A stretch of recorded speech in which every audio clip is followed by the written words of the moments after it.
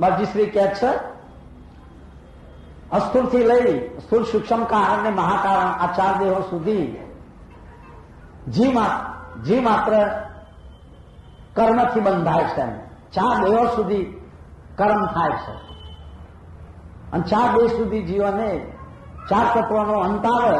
પૃથ્વીનો, પાણીનો, અગ્નિનો ને પવનનો, વાયુનો અંત આવે ત્યાં સુધી આ બધાને કરેલા કર્મો ભોગવવાના રહે છે. તો તેઓ પ્રતિવાદીએ પ્રશ્ન કર્યો કે અનંત દયાળુ જો એમ જ હોય તો પછી કોઈ જીવ આ ચાલુ સૃષ્ટિના ક્રમમાં પોતાના સ્વરૂપે થઈને કૈવલ મોક્ષે ના પ્રાપ્ત કરી શકે? તો બાપજીશ્રીએ તો ઉત્તર આપતો જણાવ્યું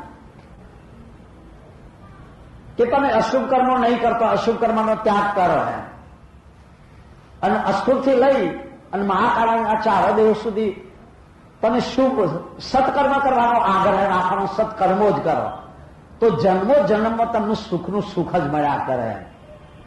સુખનું સુખ જ મળ્યા કરે. તમે મનુષ્યની જેવી ચાહના, મનુષ્ય અવતારની ચાહના કરતો વારંવાર તમને મનુષ્ય અવતાર મળે. શું કહેવું છે?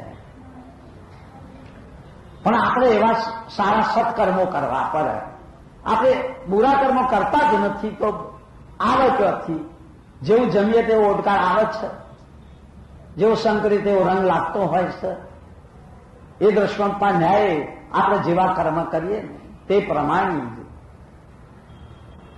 પ્રમાણે તેનું ફળ મળતું હોય છે.